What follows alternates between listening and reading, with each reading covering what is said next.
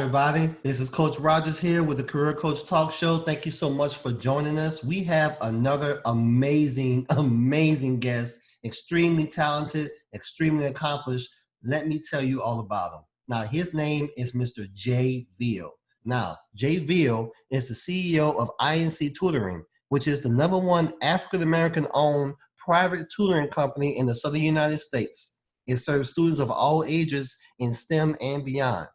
He is the founder and CEO of the Jay Veal brand, which is a Dallas-based premier consulting brand that employs education and business consulting services as well as speaking services, and is a part of the 2018-2019 Black Enterprise Content Contributor Network. The Jay Veal brand's target market is entrepreneurs, school districts, and corporations for delivery of their services in consulting, professional development, curriculum development, design, and speaking. Now, also, Jay is the founder of the Black Tutors of Social Media. It's a Dallas and Atlanta-based ed tech nonprofit organization created not only to have a directory of the best and hottest Black-owned private tutoring companies in the world, but it's also an organization that provides services to the community. These services include free tutoring by the donors, financial literacy, programming, college tours, mentorship, etiquette, and travel opportunities for people of color. Now, let me tell you a little bit about this guy in addition. He is the 2019 Black Enterprise Modern Man and the 2019 United Nations Global Leadership Award honoree. He is a 2018 Forbes Fellow and a 2-time TEDx speaker in 2018 and 2019 in both Dallas and New York. He is the 2017 Dallas Business Journal Top 40 Under 40 and named Dallas's most inspiring entrepreneurs by DFW by The Voyage magazine. He is a 2018 Hidden Figures of Dallas by Top STEM Influencers. Ladies and gentlemen, it is my absolute pleasure just to present to you the amazing and accomplished Mr. Jay Veal.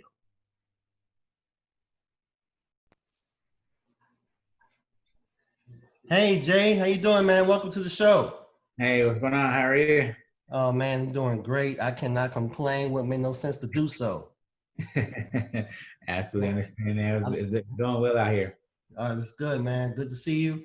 I was taking some time to do your intro, and as with you and a few other people, I've had several people have had to take me a while to do their intro, but I just had to keep going and going and going by all the things that you've done, everything you've done. Yeah. 40 under 40, man. I mean, goodness gracious, you've been recognized globally and locally. So, man, that is absolutely awesome. So my first question to you, big question we're talking to all the professionals out there on this show about is, of course, COVID and how it has affected the lives and the business of prominent professionals like yourself. So help us understand what are some of the things, how has COVID affected you and your business? Yeah, so first things first, in July of this year, I actually contracted COVID. So people kept asking me, what was the reasoning for why you decided to get tested? I'm just like, well, honestly, everybody else seemed to be getting COVID. So I was like, well, let me find out if I have it. So I went to go get tested for it, and I ended up having it. And I was like, what? You got to be kidding me. Like, I thought I was just going to just go ahead and skate through, right? But ended up getting COVID-19. I had a couple of the symptoms. I didn't have the huge breathing problems, but I did have the loss of taste and smell, and a couple other things that were associated. It took about a good 2.5, roughly 3 weeks to recover from that, and then be able to travel and things like that. So now that I'm over that, I can kind of live life and do what I need to do and continue to grow the business and continue to impact students. But as far as the industry is concerned, COVID-19 has had a pretty interesting impact on education. It hasn't been like, education is kind of recession proof in a way, but at the same point in time, it doesn't impact certain facets, right? So test prep, right? SAT and ACT, we've had students who their test got canceled, right? So they couldn't take the SAT for so long, and right now, actually, I wasn't aware of that. So people literally couldn't take the ACT and the SAT recently. Nah, they got they got canceled. So like right now, prime example, there's one that's supposed to be on August 29th of this month. Mm-hmm. And Forbes just put an article out saying that, and this is throughout the industry, that it's being canceled until September now. So those students that were supposed to take it to get qualified for their, for their scholarships and entrance into the schools, are getting yet another delay in their opportunities to, either, get qualified through athletics, right? Or they're getting qualified through scholarships to get money for their school. So they're being impacted in those manners. In addition to that, the ACT was delayed. And of course you could take the ACT online, but SAT doesn't have an option for you to take online. It's only physical. So it's just a lot going on with that. Plus 1,600 schools plus have now registered the ACT and the SAT test optional. Mm-hmm. So what's going to happen is you can either take the exam or you don't have to take the exam, but it's not going to be required for actual entrance into the exam until the freshman 2021 year. So actually the students that are coming in now get a year reprieve on being able to use that exam for entrance. So they kind of get a buffer. if they weren't doing too well, they have a whole year right now to like, hey, well, Ivy Leagues, MIT, Caltech, Harvard, Yale, Stanford, Princeton, all the Ivy Leagues have said, you know what, we're not going to include the test in our entrance this year. So you guys are good to go. We'll just have to utilize other things in order for entrance, but we cannot use those tests. So it's over 1,600 schools plus a lot of HBCUs as well. Jay, I'm sorry. I got to jump in right here. I just want to understand what I'm hearing right now. So what I'm hearing is that if you know you wasn't going to get a great score in the ACT and the SAT, but you still want to get into an Ivy League school based on all the other credentials and stuff you've done, this is the time to do it. Basically, yeah. So if you know that you may or may not have had a decent chance to get in, to your higher level organizations, or your higher level schools, right now is your buffer to be able to get in there and say, hey, look, these are the scores that I previously had, but I know that you're not using them for entrance. What else do I need to know, or what else do I need to have in my pocket so I can go ahead and move into this, or move into this school and be ready for this next year. So it's some opportunity and some bad things going on, but it's some good opportunity too. That's amazing. Wow. So those are the major things happening in the education space for COVID-19, but in our organization specifically too. We were able to come up with new services. So outside of us doing tutoring and test prep, and we do tutoring from first grade, or from kindergarten, all the way up to the PhD level. But we also, in addition to that, in the testings, we have academic coaching and counseling that we do. We have mentoring, we have resume review, writing and review.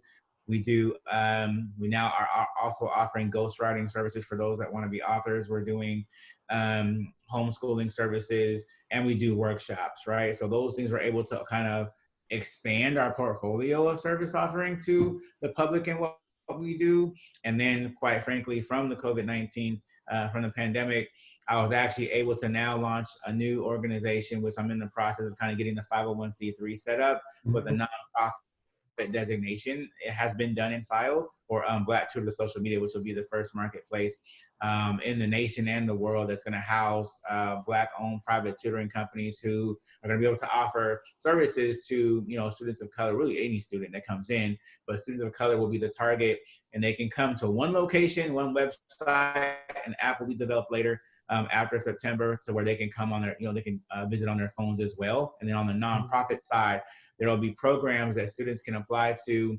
and get funding. We'll have funding for those programs. It'll be free for those students, but there'll be opportunities for kids to get free tutoring services. That'll be for severely underprivileged.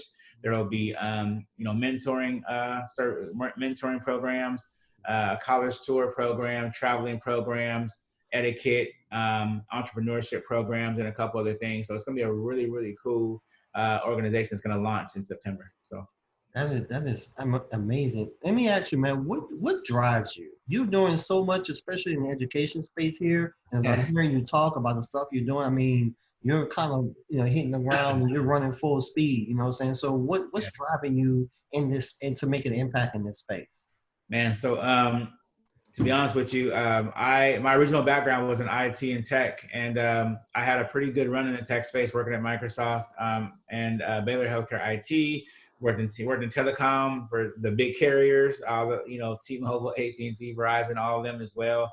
Did things in databases and all that. But when I realized in 2008 that I had, I kept on getting these emails from the alternative certification teaching program saying, hey, come and teach America's kids. And I'm just like, I thought I was going to be a CIO of a Fortune 100 company. And that was my goal at that time. But clearly, I, had a conversation with God, and he was like, you need to be in education. And he was like, poof, gone. And I was like, there's no after that. Like, what else am I supposed to do with that? He was just like, that That's was how it. he talk to you sometimes, right? He say, go this way, and then like, Yeah. huh?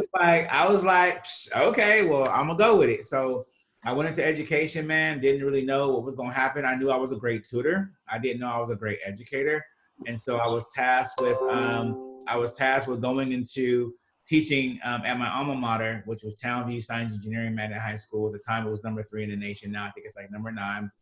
Um, I was a senior. I was a freshman in high school at 12 years old, so I was young. And I graduated when I had just turned 16. And so when I got there, Time out, Jay. One of the things I do appreciate about you is that you give us a lot of information. But one of the things that I don't think you understand the impact you're having is that you're saying something like, yeah, man, and then I cured cancer, and after that, hold on, time out, wait a minute.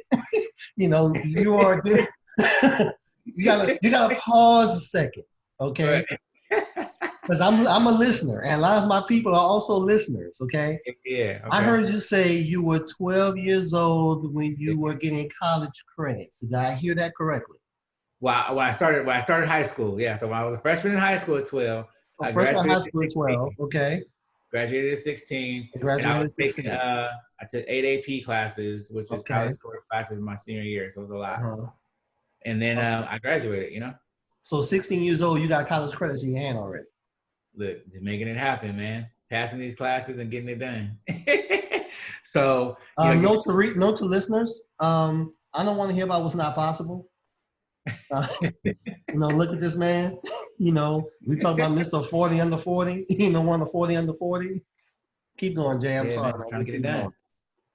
going. You good, you good. So basically, man, I went into the education space and taught. I went to go teach back at the high school I graduated from, and so I taught a very, very unique class called Fast Track Mathematics. And if you can wrap your head around teaching freshmen 3 years of pre-AP math courses in only 1 year, that's how it was structured. So Mm-hmm. basically, to set that up and paint the picture, a whole year of pre-AP geometry was taught at a regular academic year. At the same time, a whole year of pre-AP Algebra 2 was taught first semester. Then you flip it. Second semester, teach a whole year of pre-calculus. Second semester, and then they get 3 full credits of math, and then they're done. Freshman year, sophomore year, they take AP Calculus, and they're completed.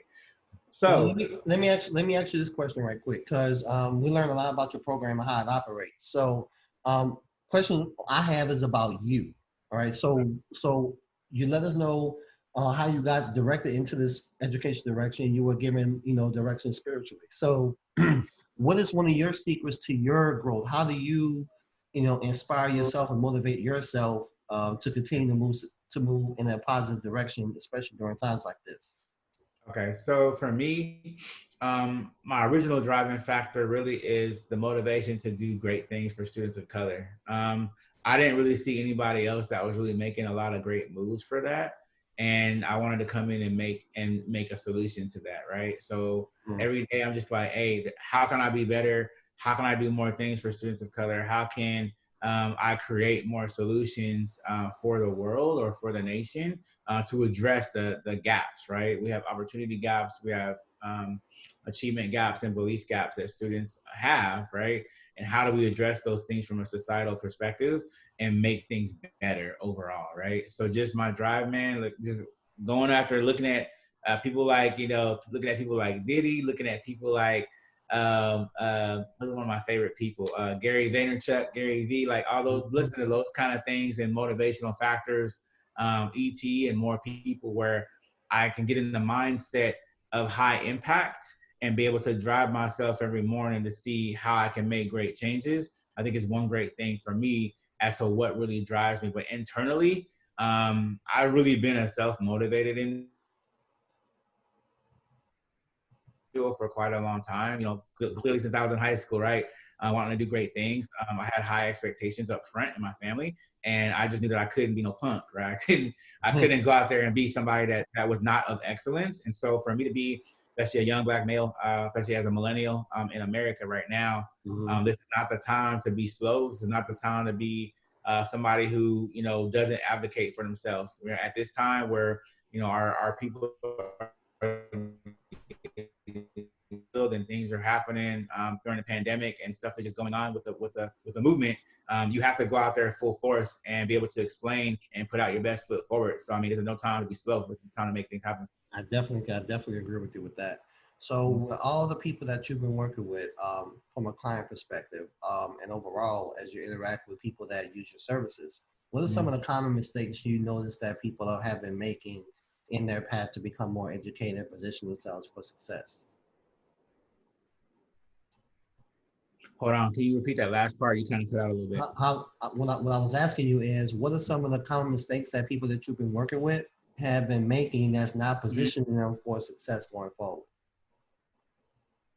Oh, okay. So a lot of the students that have been working with us have had common mistakes of one, not being prepared from a study skills perspective, right? Being able to be successful in the classroom. Another one is making small errors that make big impacts. And what I mean by that is if you're doing math or you're doing science or you're doing English, whatever you're doing from an academic perspective, it's very easy to overlook some of the small details that you're doing in your work, right? But as you know, when you're doing academia, right, and you're working through things and studying and all that, you make small mistakes that could contribute to you building a car, right? My one of my cousins was one of the first people to design the Cadillac CTS when it first came out. And he graduated from MIT. And had he not created, he developed, I think it was the first quarter half of the car when it came out. So had he not designed the car in the most efficient aerodynamic way from an engineering perspective, maybe it might have fell off the car. Maybe something may have happened. Maybe a bolt may have been loose too much because the torque was too loose. I mean, so many things could happen because you overlooked academically what you were supposed to do while you were studying, and it contributed to somebody getting killed later. So those things are things that students have been coming into our organization with, and we have to refine those skill sets so they know how to study when they get to college. They know how to overlook their errors and make sure that they're touching every single thing before they complete their problems and go through word problems, go through design thinking, go through the software development life cycle if they're going to go into that industry. Like those things we are able to hone them in on and mentor them. Right, so they didn't have, some of these kids are coming in with no mentors to look up to, and as millennials in our company, they're able to see people of color who serve as an example for them to look at and say, hey, man, if they can do this, I can do it too, and we make those things happen for them. So let me ask you this, kind of a follow up on that. In coaching people, training them, tutoring them in study skills, have you noticed, is there like a one size fits all process, or does the study skills have to kind of adapt to the type of person that they are? For example, a person who can study that needs white noise versus a person who can study who needs complete quiet. Right. So what we have noticed is that in our process is very tailored. The cool thing about education is that you can't approach education from a general perspective and a cookie cutter set, right? You have a lot of companies out there that do that. No worries about that. But I mean, when you're looking at centers, you're looking at Silk, Kumon, Mathnasium, things of that nature, they have a specific, like a cookie cutter plan. It goes here and it plugs in there, right? You do this for this grade level, it goes there. But what you have to realize in education is that everybody's different, right? Everybody learns at either a faster or a slower pace. Somebody might have Asperger's or ADHD or ADD or autism or something like that. They may have some sort of, deficiency, right? Or learning disability that causes them to take in and process information at a different rate than others, right? So you have to tailor everything you do and everything you teach students or the clients that we have to their learning style. Mm-hmm. And you have to include we include different stakeholders into our processes to where everybody's really engulfed in a 360-degree solution, and we're able to mentor those students and provide support to them as well. So when you're looking at that model, us particularly, we were able to have, you know, a 95% success rate, man, of our That's students. amazing.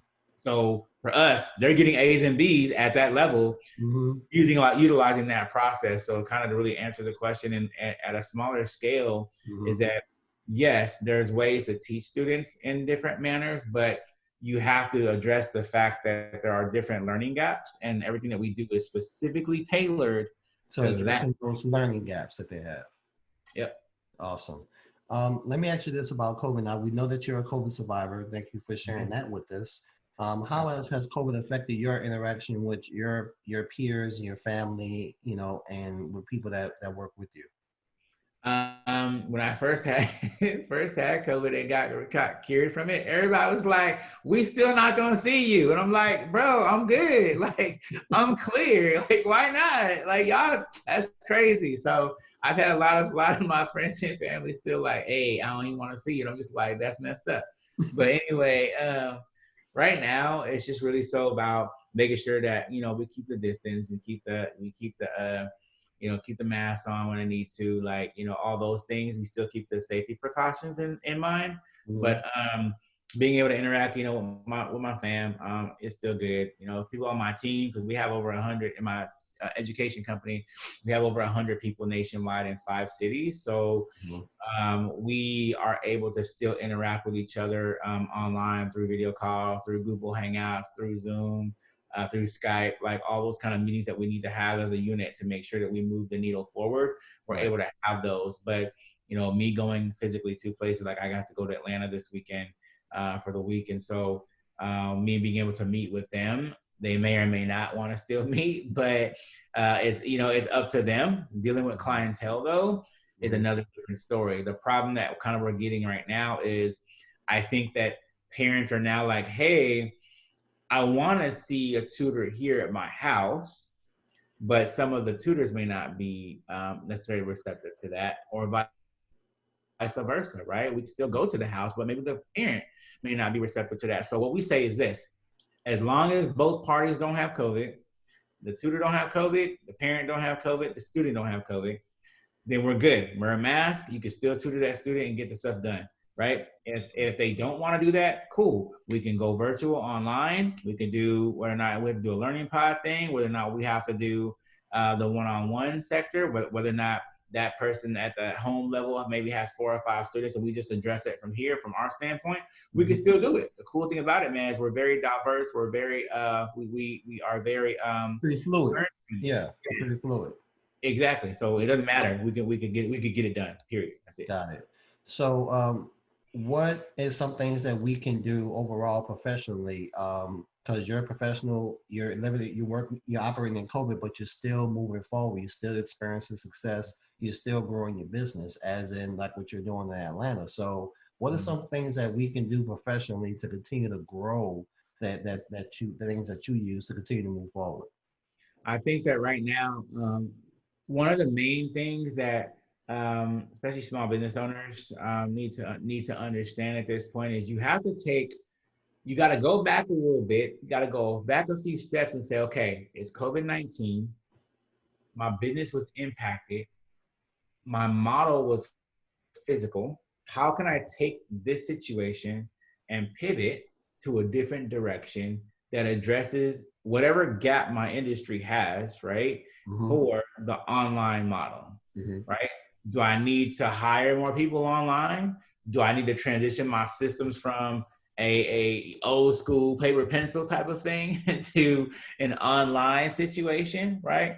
Do I need to get better CRMs, or now, you know, instead of having them run through normal systems? I have them running in the cloud. Like, do I need to start utilizing Amazon, web services, AWS? Do I need to start using Salesforce? Like, what kind of things do I need? What kind of tools do I need to pivot my business in a different direction so we can still not only gain business and keep the business that we have, but we can still retain talent? One thing that's hard right now for a lot of companies when they're getting the PPP loans, the EIDLs, and everything else that's going on is they had to, right? They had to take their talent out. 19, we haven't had to lay nobody off. We didn't lose nobody, right? We only gained more people. So I think the coolest thing is that when you're looking at COVID-19, you pivot in how you do business, but you also pivot in how you retain talent. And because if you don't retain the talent you had, you got to lay people off that got you to where you needed to be. Now you have an unstable workforce that brings down your business because the amount of people you have on staff has now decreased, which means that your man hours to impact have now decreased, which means that your overall revenue decreases, right? For our organization, man, we've been able to, we hit, we're an over $500,000 company now. So I think that we are able to know what drives our team and how to make the impact still flow during COVID. And that is absolutely awesome. So we've learned a lot about you. You know how well accomplished you are. You're giving us a lot of wealth and knowledge and inspiration and motivation actually to continue to move forward. And we definitely appreciate you for that. Hey, tell us how we can reach out to you. How can we learn more about your mentoring services as well as your nonprofit? Yeah. So if anybody wants to reach out on the Black Tutors of Social Media, and I actually started the movement on Instagram. So if you go to @Black Tutors of Social Media, there you'll see kind of the flow of things.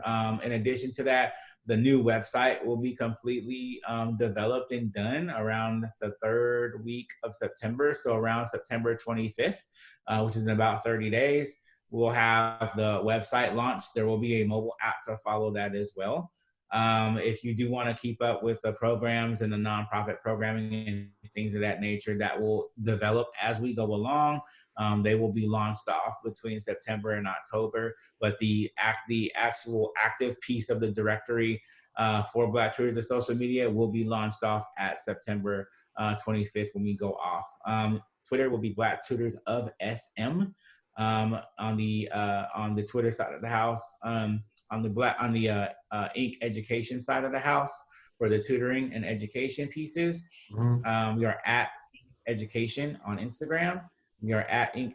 Education LLC on Twitter. You can find us on LinkedIn as well. And you can find us on Facebook at It's Not Complicated Education. So there are multiple different ways to find us. And if you just Google, you'll see it as well. A lot of articles have been written, so it's good stuff. That's awesome. Jay, thank you so much for your time today, man. Mr. Forbes, 40 under 40. I'm gonna keep saying that because it's so cool.